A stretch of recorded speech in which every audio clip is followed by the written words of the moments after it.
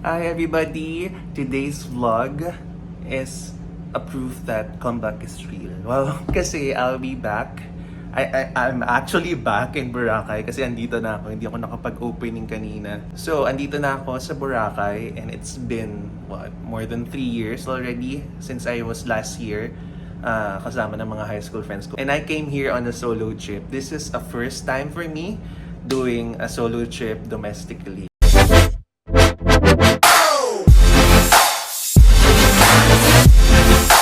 So this is the first time and excited ako kasi wala, I'm free! Anyways, nag-check-in ako at mamaya ako napapakita. So babalik tayo kung saan ako nanggaling kanina. Let's go!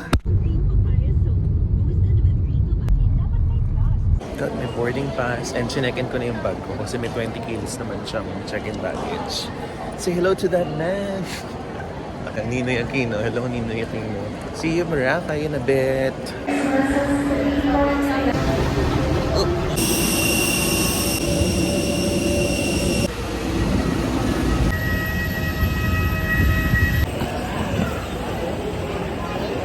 Okay, let's go.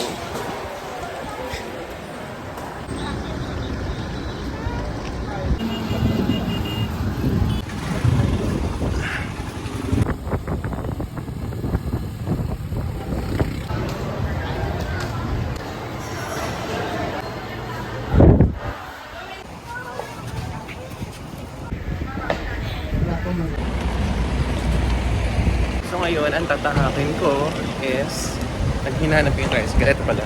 Okay.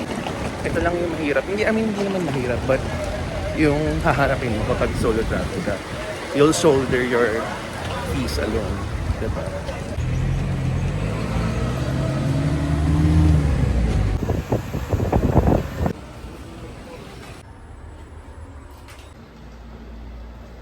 Ay, pinakadulo naman siya. Hey.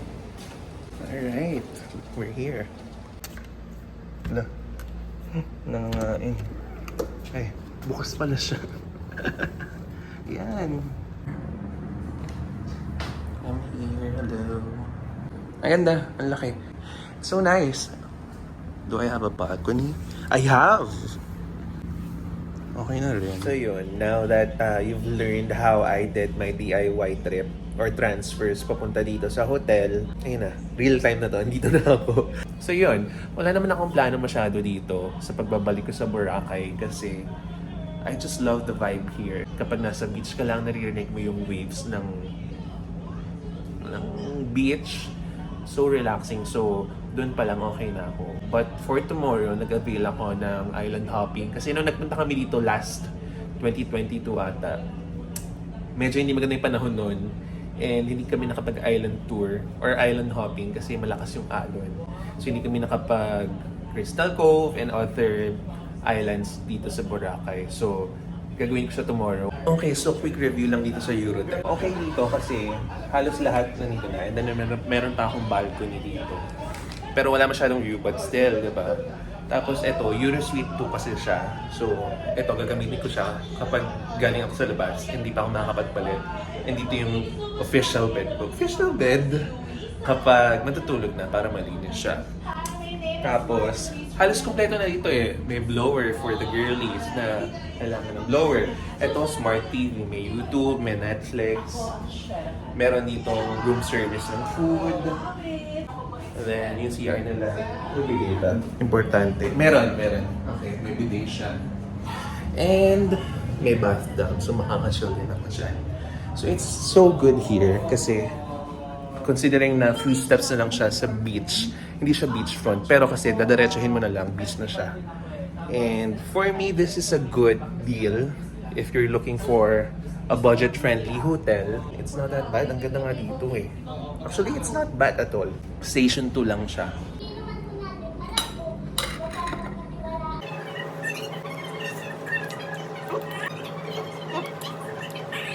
Ayan, nakapag-lunch na tayo. So, bala kong tignan lang muna yung beach. Hindi pa tayo magsisisi. Mamaya magka-tripod ako. Anyways, sabi ko, sabi ko, ito-check ko lang yung beach. ayoko na. Sabi ko, i-check ko muna yung beach. Tapos mamaya na akong magsaswim kung gusto ko.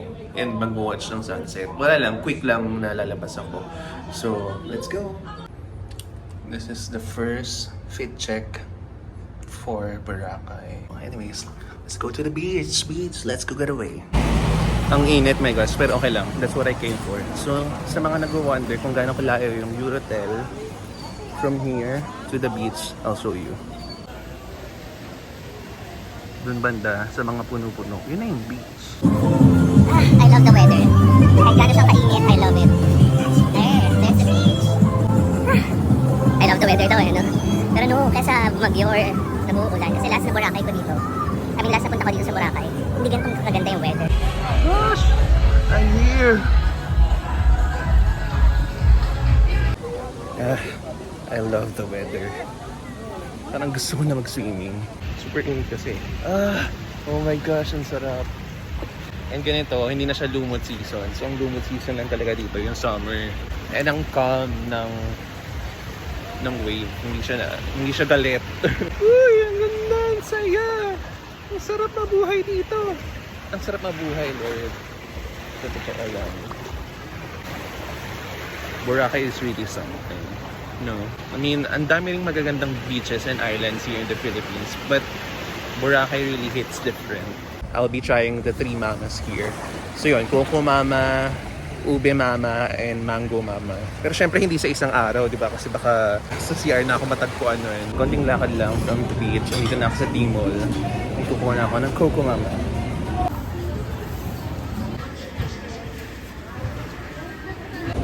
Hello po. Same lang po, number 6. Next po.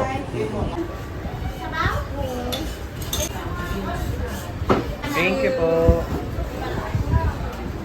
So alam niyo na, kailangan tong paabutin sa beach para mapicturean. Nagmamadali ako. Coco Mama.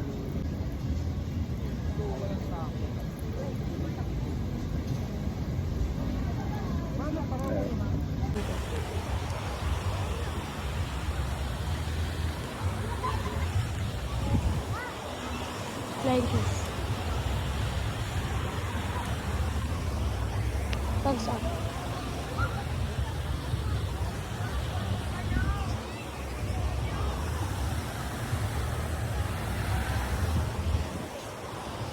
Kaway ulit tayo, sir. Flying kiss.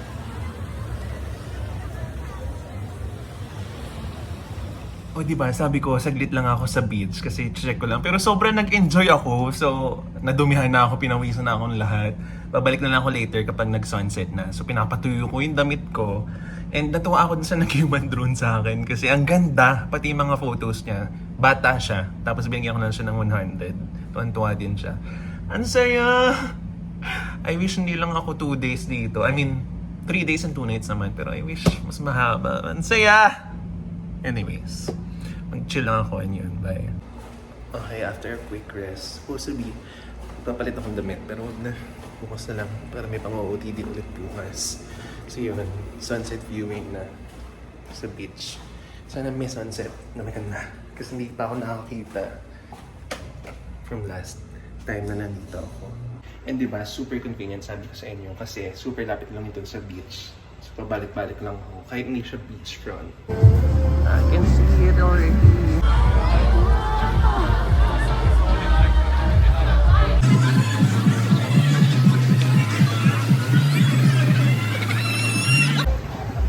Auntie ko! Wait, nababasa yung short ko. My God, ang ganda!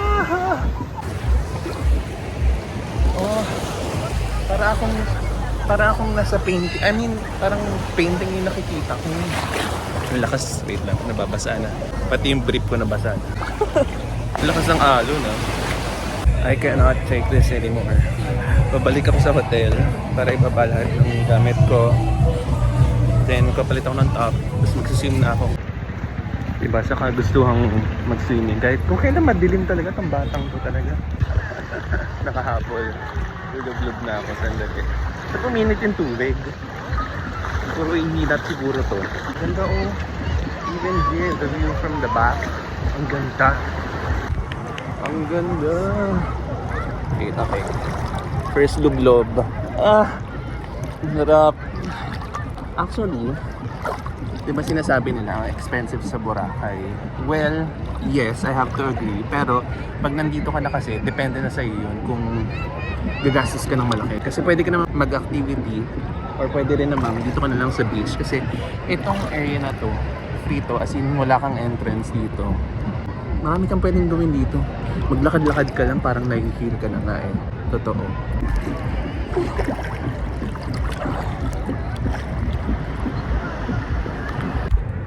Okay, it's getting darker and darker here. Kasi kung kailan naman paggabi na at padilim na, tsaka ako nag-swim dito.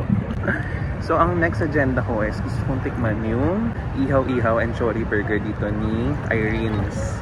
Nasa Station 1 sila, so malayo. Station 2 ako. So, puntahan natin siya.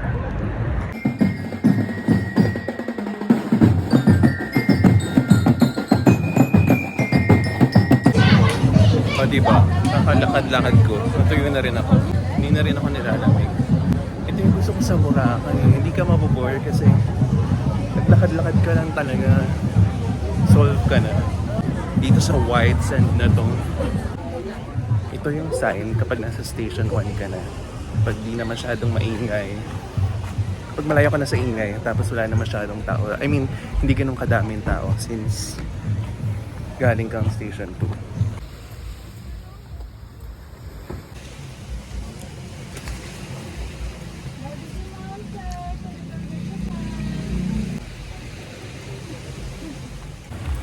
So, naka-isang set ako nung 100 pesos na ihaw nila, which is 7 pieces na ihaw yon. Busog na ako, pero sobrang sarapan ako. So, nag-take out ako pang hotel. Sobrang sarap. Tapos yung chori burger nila, masarap din. Tapos 50 pesos lang. Grabe naman kayo, Boracay. May pa-welcome pa kayo sa akin, no? Ayun na. After more than 20 minutes of walking from Irene's Barbecue and Chori Burger, dito na ako sa street papasok sa Eurodel. Alam nyo, kapag travel ako, mahina na sa akin yung 15,000 steps. So I wonder, nakakailan na ako for this day. Tapos kapag work from home naman, malakas na mga 2,000 steps. So grabe yung difference. Hello, so nakaligo na ako and nakain ko na yung ihaw, busog na ako, and as magtetrentahin na, parang ito na ang katapusan ng aking araw for today. Anyways, I think that's the end of day 1. Tomorrow's another day here in Boracay. Yun, I'll try to make the most out of it, and so happy. Yun lang yung masasabi ko. So yun muna, good night and see you tomorrow. Sa ano tayo magkikita? Saan ba? Pag nag-island hopping na ako.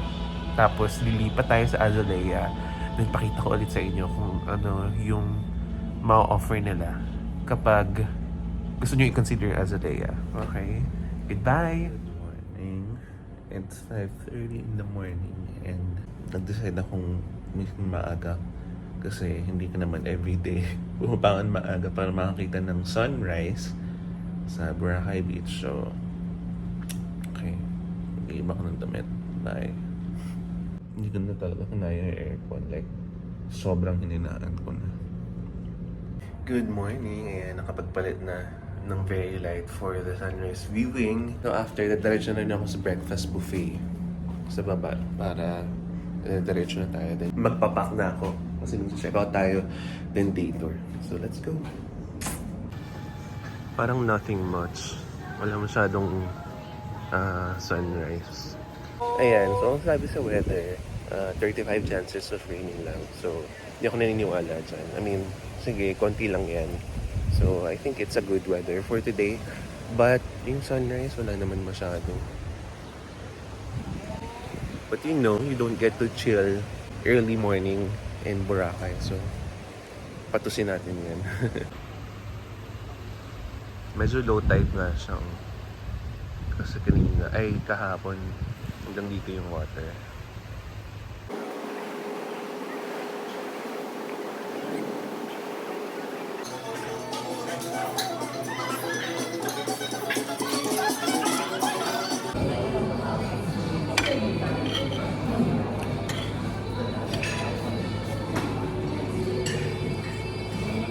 Hello, I'm done preparing for the island hopping. Ayan. And naka-prepare na rin to para iiwan ko na lang sa Eurotel. Tapos mag-check-in ako later sa Azalea. Bye Eurotel! See you later sa island hopping.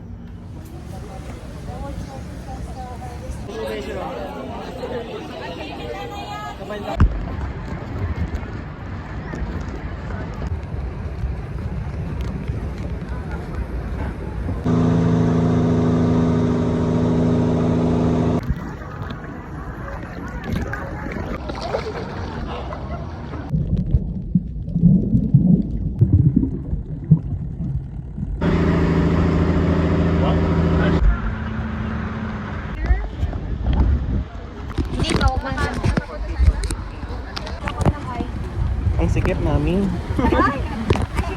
Yeah, ang sikip.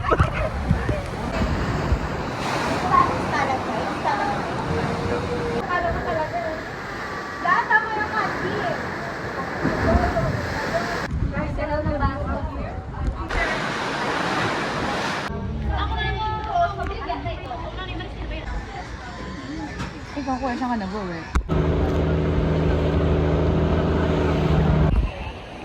Hello, so hindi na ako masyado nakapagsalita. But anyways, andito na kami sa last stop ng island hopping, which is sa Puka Beach.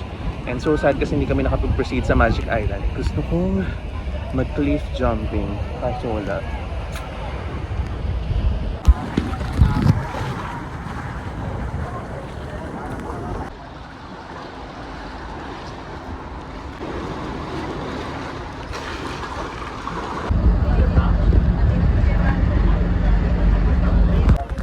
Hello, so just like that, tapos na yung island hopping and medyo nakakapagod siya. So I am thinking of getting my second mama, which is Ubi Mama, bago ako mag-check-in sa Azalea. So, join me.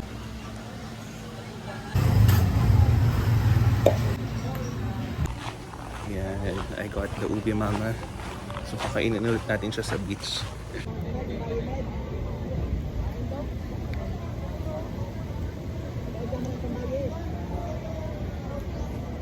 In fairness hindi siya yung super tamis na mauumay ka. Kasi parang meron siyang pabilo-bilo. It's good. Refreshing naman. So, maybe I'm gonna give this an 8 out of 10. This is to say goodbye officially to Eurotel. Yan, lakarin lang natin ng konti yung Azalea. Check-in na tayo. Freshen up. Tapos labas ulit sa beach. Kailangan natin sulitin to kasi bukas uuwi na tayo ng Cavite. Let's go! Ayan, alright. Mag-check-in na tayo. Ay, naka-check-in ako. Papunta na ako sa room ko. And excited ako kasi hindi ko alam kung ano yung itsura niya. But I feel like it's good because it's Azalea. Alright, let's go! Okay.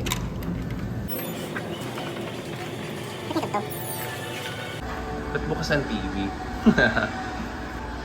Taray! Tingnan muna natin, kauna-unahan ng CR. Okay. It's normal CR with bidet. So I love it. May kitchen, pwede kang magluto dito. Wow! So nice! Wow! Oh gosh! Okay, may living room siya. With this dining table. Okay, so for connecting room siya. Do I have a balcony? Yeah, I have. Wow. Then the room, let's see. Alam niyo na, ang Azalea aksayado sa kuryente. Pagpasok mo ng room mo, bukas na ang dalawang TV sa loob. Joke lang. Ang ganda dito. No joke. Tapos, kompleto na yung gamit. Ref, microwave, may lutuan, may living room. Oh gosh, this is so good. Pang family siya. Pwede pang may matulog dito sa sa bed. I mean sa couch. Day 2 fit check. At anong oras na? Magsa 7 p.m. na. Ngayon lang ako makakalabas after ko mag-check-in kanina. Actually, hindi ko alam kung saan ako matatagpuan. So tara na, bahala na. Nakaisip na ako ng gagawin ko. Ngayon ko na itatry yung Mango Mama. Kasi bukas, 9 a.m. parang kailangan ko na umalis dito. Nakalimutan ko na may pag-ganito nga pala sa may table. Pero syempre hindi tayo nagsakay dyan. Found it! Thank you. God. Coco. Mango Mama. Hindi ko na alam, ang dami ng mama dito. So let's try!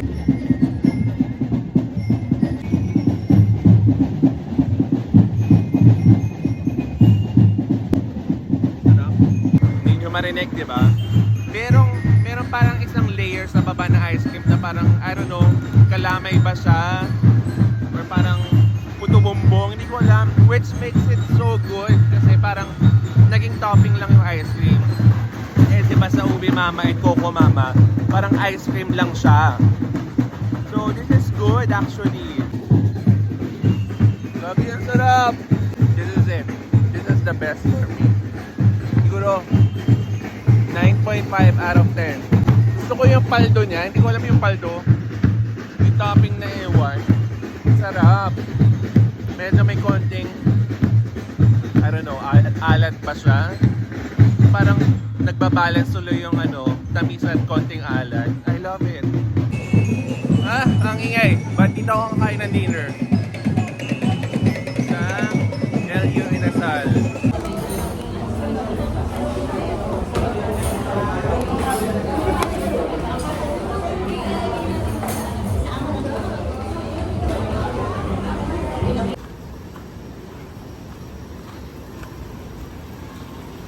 The next day.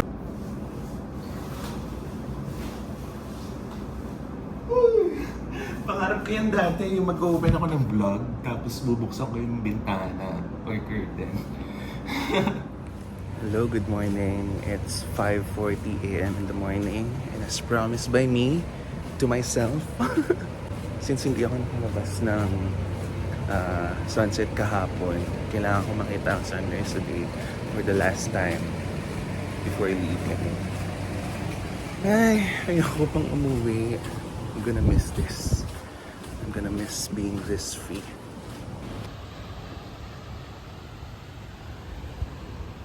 Diba, sobrang peaceful, lalo na kapag konti yung tao. Kuya, daho po.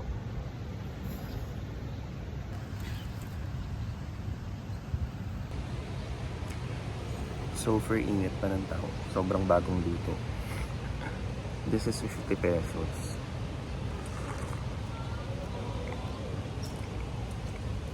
After this, magbe-breakfast buffet ako doon sa Azalea. Alam ko Kuya Jay's yun yung breakfast nila.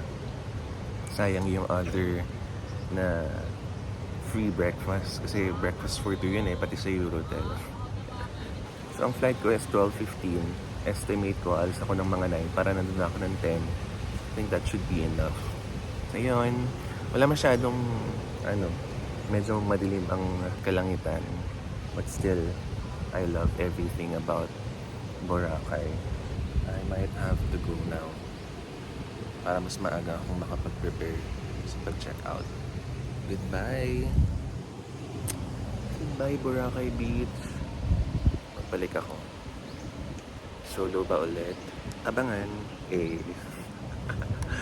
Parang teleserye. Change my mind. Gustong bago ng isip niya. Last dip sa dagat. Ayaw pang umuwi. Huwag muna tayong umuwi. I mean, wala na naman akong ibang gagawin pa if mas mahaba yung days ko here. But, ang saya lang dito And it's nice being free this week. Sarap.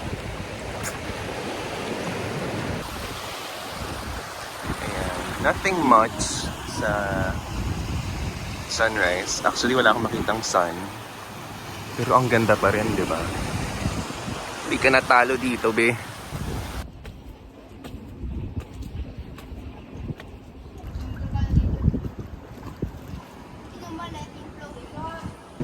Sinag ko lang quickly yung pool. Hindi na ako nakapag-swim.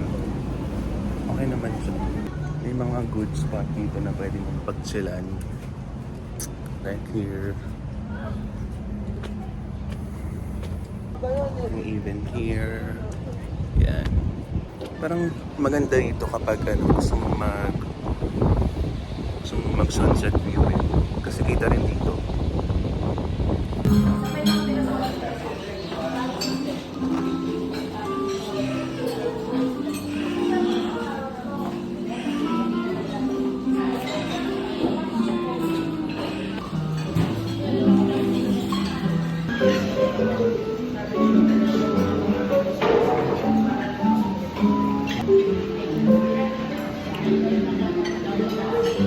No! Ayan. Very bahay na bahay, no? Because Boracay feels home. Wow! Ayan, pa-check out na ako. It's 8:45 in the morning and 12:15 yung flight ko. So let's go! Bye-bye! Thank you, Azalea, and thank you, Boracay! I'll be back for the third time soon. Bye!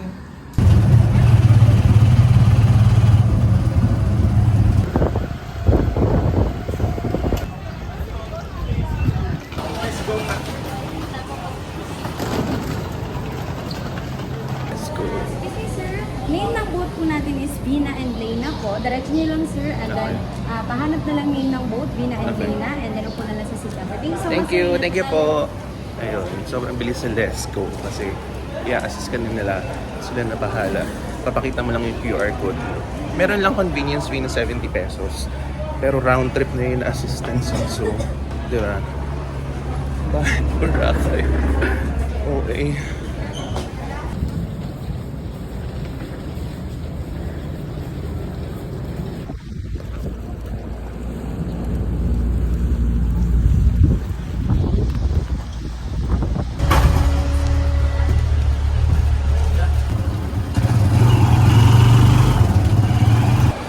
Okay, ang bilis. Ang bilis. Dapat pala hindi ako maaga umalis ng hotel para nakapag-chill ako doon. But anyways,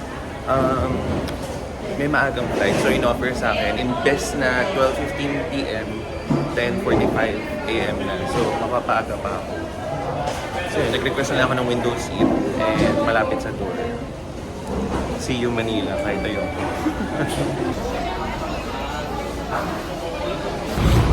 Goodbye, Boracay!